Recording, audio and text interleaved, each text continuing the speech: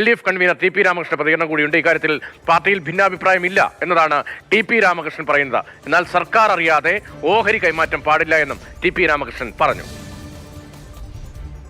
ഈ വിഴിഞ്ഞം പ്രശ്നത്തിൽ CPM-നകത്ത് രണ്ടഭിപ്രായത്തിന്റെ പ്രശ്നമില്ല. CPM-നകത്ത് ഏകണ്ഠമായ അഭിപ്രായമാണ് വിഴിഞ്ഞം പ്രശ്നത്തിലുള്ളത്. വിഴിഞ്ഞം കേരളത്തിന്റെ പുരോഗതിക്ക് നിർണായകമായ പങ്ക് വഹിക്കുന്ന ഒരു സ്ഥാപനമാണ്. അത് പൊതുമേഖലയുടെ പൊതു നിയന്ത്രണത്തിനകത്ത് നിലനിർത്തണം എന്നുള്ളതാണ്. അതിന് വ്യത്യസ്തമായ ചില സമീപനങ്ങൾ ഗവൺമെന്റ് വന്നപ്പോൾ ആ ഗവൺമെന്റ് നിലപാടിനെയാണ് CPM വിമർശിച്ചിരിക്കുന്നത്. അതിൽ രണ്ടഭിപ്രായമില്ല, ഒരേ അഭിപ്രായം തന്നെയാണ് ഈ കാര്യത്തിൽ കാര്യങ്ങൾ വാചകത്തിന് അങ്ങനെ എനിക്കറിയില്ല. ഞാൻ CPM-ന്റെ നിലപാടാണ് പറഞ്ഞത്.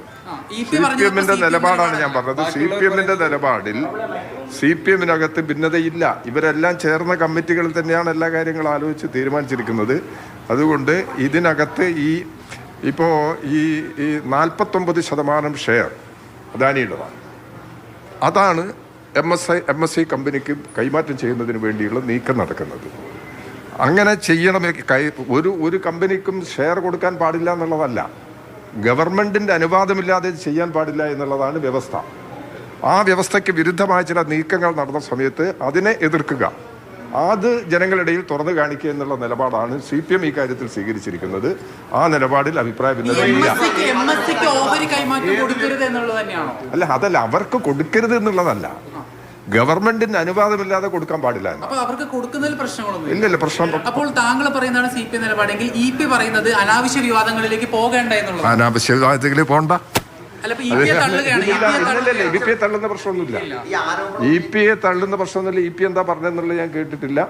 EP തള്ളി പറഞ്ഞില്ല. ഇത് എല്ലാ കാര്യങ്ങളിലും ഈ കാര്യത്തിൽ CPM-ന് ഒരു നിലപാടേ ഉള്ളൂ. അതിലെനിക്ക് കുറച്ച് വിശ്വസിക്കാം. നിയമസഭാ തെരഞ്ഞെടുപ്പിലെ കനത്ത തിരിച്ചടിക്ക് പിന്നാലെ CPM-ൽ അസാധാരണമായ ഒരു പ്രതിസന്ധി രൂപപ്പെട്ടിരിക്കുന്നു എന്നാണ് നേതാക്കളുടെ ഈ പ്രതികരണങ്ങളെല്ലാം സൂചിപ്പിക്കുന്നത്. EP ജയരാജന്റെ വാക്കുകൾ കേട്ടിട്ടില്ല എന്ന് പറയുമ്പോൾ അത് കേൾക്കാത്തതല്ല, അതിനെ പ്രതിരോധിക്കാൻ ആ നിലയിൽ ഇപ്പോൾ പ്രതിരോധിക്കാൻ കഴിയുന്നതല്ല. അഴിമതി ആരോപണം ഞാൻ ഉന്നയിക്കുന്നില്ല. KK രാഗേഷ് പറഞ്ഞെങ്കിൽ KK രാജേഷ് അക്കാര്യത്തിൽ കാര്യങ്ങൾ പറയട്ടെ എന്തടക്കം വിശദീകരിച്ചുകൊണ്ട് വിഴിഞ്ഞം സംസ്ഥാന താല്പര്യത്തിന് അനുകൂലമായ ഒരു പദ്ധതിയാണ്, സംസ്ഥാന താല്പര്യം സംരക്ഷിച്ചുകൊണ്ട് മുന്നോട്ട് പോകണം. അഴിമതി ആരോപണം ആരെങ്കിലും ഉന്നയിച്ചാൽ അത് അക്കാര്യം അവർ തന്നെ പറയട്ടെ എന്തടക്കമുള്ള ഭിന്നമായ നിലപാടാണ് EP സ്വീകരിച്ചത്. അതിന് പിന്നാലെ KK രാഗേഷുമായി ബന്ധപ്പെട്ട് KK ശൈലജയുടെ അടക്കം PK ശ്രീമതിയുടെ ഉൾപ്പെടെ നിരവധി പ്രതികരണങ്ങൾ വരികയും ചെയ്തു. അസാധാരണമൊരു പ്രതിസന്ധി CPM-ൽ തെരഞ്ഞെടുപ്പിന് ശേഷം ഇപ്പോൾ രൂപപ്പെടുകയാണ്. വിവിധ വിഷയങ്ങളിൽ നേതാക്കൾ പരസ്യ പ്രതികരണത്തിലേക്ക് വരുന്നു. ഇപ്പോൾ രാവിലെ തന്നെ എത്ര നേതാക്കളുടെ പ്രതികരണമാണ് നമ്മൾ കാണുന്ന ഈ വിഷയവുമായി ബന്ധപ്പെട്ടത് എന്നൊക്കെ വ്യക്തമാകുന്നുണ്ട്. ഇക്കാര്യത്തിൽ MSCക്ക് വിഴിഞ്ഞത്തിന്റെ ഓഹരി കൈമാറാമോ എന്ന ചോദ്യം, അവസാനത്തെ ആ ചോദ്യം മുന്നണി കൺവീനർ ടി പി രാമകൃഷ്ണനോട് അദ്ദേഹം അങ്ങനെ ഒരു അഭിപ്രായമില്ല, കൈമാറാൻ പാടില്ല എന്ന അഭിപ്രായം ഇല്ല എന്ന് തന്നെയാണ് പറയുന്നത്. അപ്പോൾ എന്താണ് അവിടെ പ്രശ്നം നിൽക്കുന്നത്? ഇക്കാര്യത്തിൽ വ്യക്തതക്കുറവ് CPM-ൽ ഉണ്ടോ എന്നൊക്കെ വലിയ ചർച്ചയായി മാറുകയാണ്. AK സ്റ്റെഫിൻ വിവരങ്ങളുമായി നമുക്കൊപ്പം തിരുവനന്തപുരത്ത് നേരിടുന്നുണ്ട്. സ്റ്റെഫിൻ, ഈ അസാധാരണ പ്രതിസന്ധിയെ ഏത് നിലയിൽ കൈകാര്യം ചെയ്യാനാണ് CPM ആലോചിക്കുന്നത്? അക്കാര്യത്തിലൊരു ധാരണയിലേക്ക് വന്നിട്ടുണ്ടോ? എങ്ങനെയാണ് നേതാക്കൾ രണ്ട് തട്ടിലേക്ക് പോയൊരു സാഹചര്യം എന്നാണ്? അത് പ്രതിപക്ഷ നേതൃസ്ഥാനം തീരുമാനിച്ചത് മുതൽ, അല്ലെങ്കിൽ അതിനു മുൻപ് തെരഞ്ഞെടുപ്പിലെ വലിയ തോൽവിയിലേക്ക് നയിച്ച കാരണങ്ങൾ മുതൽ അവിടെ തുടങ്ങുന്നതാണോ ഇങ്ങനെ മുന്നോട്ട് പോകുന്നത്? ഇപ്പോൾ ദിവ്യ S. അയ്യരെ മാറ്റിയതിൽ KK രാഗേഷ് പ്രതികരിക്കുമ്പോൾ അദീല അബ്ദുള്ളയായിരുന്നു കഴിഞ്ഞ സർക്കാരിന്റെ കാലത്ത് അതിനേക്കാൾ വലിയ എഫർട്ടോട് കൂടി അവിടെ പ്രവർത്തിക്കുന്ന MD. അതിലെ അപ്രതീക്ഷിതമായി ആദ്യ കപ്പൽ എത്തുന്നതിന് തൊട്ട് മുൻപാണ് മാറ്റിയത്. അന്നില്ലാത്ത പ്രതികരണം KK രാഗേഷിന്റെ ഭാഗത്ത് നിന്ന് ഇപ്പോൾ ഉണ്ടാവുകയും ചെയ്യുന്നു. എന്താണ് CPM-ലെ സാഹചര്യം? രതീഷ്, മൂന്നാം ഭരണം ലക്ഷ്യമിട്ടുകൊണ്ട് ഒരു പോക്ക്, ആ മൂന്നാം ഭരണം കിട്ടിയില്ല എന്ന് മാത്രമല്ല വലിയ ചരിത്രത്തിലെ തന്നെ ഏറ്റവും വലിയ ഒരു തോൽവിയിലേക്ക് CPM കൂപ്പുകുത്തി. അതിന് പിന്നാലെയാണ് വലിയ തരത്തിലുള്ളൊരു വിമർശനങ്ങൾ, പാർട്ടിക്കകത്ത് ഒളിഞ്ഞ് ഇരുന്ന വിമർശനങ്ങൾ പുറത്തേക്ക് വന്നത്. പ്രത്യേകിച്ചും പരസ്യമായി അണികളും നേതാക്കളും എല്ലാം പ്രതികരിക്കുന്ന ഒരു തരത്തിലേക്ക് മാറി.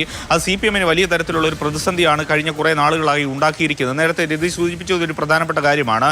ഈ പ്രതിപക്ഷ നേതാവ് സ്ഥാനം അടക്കമുള്ള വിഷയങ്ങളിൽ പാർട്ടിക്കകത്ത് വലിയ തരത്തിലുള്ളൊരു ചേരിതിരിവ് ഉണ്ട് എന്നുള്ളതാണ് ഈ ഘട്ടത്തിൽ മനസ്സിലാക്കേണ്ടത്. ഒപ്പം തന്നെ സാധാരണഗതിയിൽ CPM-നെ സംബന്ധിച്ചിടത്തോളം ഇങ്ങനെ പരസ്യമായി രണ്ട് ഭാഗത്ത് നിന്നുകൊണ്ട് പ്രതികരിക്കുന്ന ഒരു പതിവ് ഉണ്ടായിരുന്നില്ല. ഒരു വിഷയം എടുത്തു കഴിഞ്ഞാൽ അതിൽ ഒറ്റ നിലപാട്, അത് CPM-ന്റെ ഒരു പ്രത്യേകതയാണ്. സംഘടനാപരമായ രീതിയിലൂടെ കടന്നു പോകുമ്പോൾ അത് CPM-ന് മാത്രം കഴിയുന്ന ഒരു കാര്യമാണ്. പക്ഷേ ഇപ്പോൾ ഈ അടുത്തിടയ്ക്ക് ഉണ്ടായി വന്നിരിക്കുന്ന പല വിഷയങ്ങൾ എടുത്തു നോക്കാം. ആദ്യം തന്നെ നോക്കിക്കഴിഞ്ഞാൽ തളിപ്പറമ്പിലെ സ്ഥാനാർത്ഥിയുമായി ബന്ധപ്പെട്ട് തന്നെ സംസ്ഥാന നേതൃത്വം പറയുന്ന നിലപാടല്ല കേന്ദ്ര നേതൃത്വത്തിനുള്ളത്. സംസ്ഥാന നേതൃത്വം തയ്യാറാക്കിയ റിപ്പോർട്ടിൽ പോലും അത് കണ്ണൂർ ജില്ലാ കമ്മിറ്റിയുടെ ഒരു വീഴ്ചയായിട്ട്, കണ്ണൂർ ജില്ലയിലെ പാർട്ടിയുടെ ഒരു വീഴ്ചയായിട്ടാണ് സംസ്ഥാന നേതൃത്വം വിലയിരുത്തുന്നത്. എന്നാൽ മലപ്പുറത്ത് നടന്ന ഒരു പാർട്ടി പരിപാടിയിൽ CPMന്റെ ജനറൽ സെക്രട്ടറി ആയിട്ടുള്ള MA ബേബി MV ഗോവിന്ദന് ഔചിത്യക്കുറവ് ഉണ്ടായി എന്നുള്ളത് പറഞ്ഞിരുന്നു, അത് വ്യക്തമാക്കിയിരുന്നു. എന്നാൽ അതിനെ തള്ളുന്ന ഒരു നിലപാടാണ് പ്രതിപക്ഷ നേതാവായിട്ടുള്ള പിണറായി വിജയൻ സ്വീകരിച്ചത്. അങ്ങനെ ഓരോ വിഷയങ്ങൾ എടുത്തു നോക്കിക്കഴിഞ്ഞാലും പാർട്ടിക്ക് അകത്ത് രണ്ട് അഭിപ്രായം ഇപ്പോൾ ഉരുത്തിരിഞ്ഞ് വരുന്നുണ്ട്. വിഴിഞ്ഞം വിഷയത്തിൽ തന്നെ പാർട്ടിയുമായി ബന്ധപ്പെട്ട് രണ്ട് തരത്തിലാണ് നേതാക്കളുടെ പ്രതികരണം എല്ലാം തന്നെ വരുന്നത്.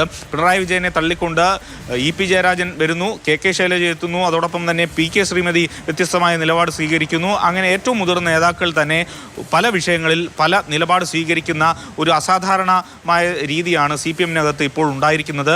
ആ ഒരു ഡാമേജ് മറികടക്കുക CPMന് അത്ര എളുപ്പവുമാകില്ല. വിശദമായ ചർച്ചകൾ ഏതായാലും ഇതിനകത്ത് ഇനി ആവശ്യമാണ്. അത് ഈ തരത്തിൽ തിരുത്തലിൻ്റെ ഭാഗമായി തയ്യാറാക്കിയ റിപ്പോർട്ട് കൊണ്ടോ അങ്ങനെയൊന്നും തീരുന്ന ഒന്നല്ല. ഏതായാലും ഓഗസ്റ്റിൽ വിശാലമായിട്ടുള്ള സംസ്ഥാന കമ്മിറ്റി യോഗം ചേരുന്നുണ്ട്. ഈ വിഷയങ്ങളെല്ലാം അതിൽ തന്നെ ഉയർന്നു വരാനാണ് ഏതായാലും സാധ്യത. CPMനെ സംബന്ധിച്ചിടത്തോളം ഇപ്പോൾ ഏതായാലും സർക്കാരിനെതിരെ വലിയ തരത്തിലുള്ള ഒരു പ്രതിഷേധ പരിപാടികൾ, സമരങ്ങളൊക്കെ നടത്തി അല്ലെങ്കിൽ വ്യത്യസ്തമായിട്ടുള്ള കാര്യങ്ങളൊക്കെ നടത്തി മുന്നോട്ട് പോകുന്നതിനിടയ്ക്കാണ് ഉൾപാർട്ടിയിൽ ഉണ്ടാകുന്ന വിഭാഗീയത വലിയ തരത്തിൽ പ്രതിസന്ധി സൃഷ്ടിക്കുന്നത്.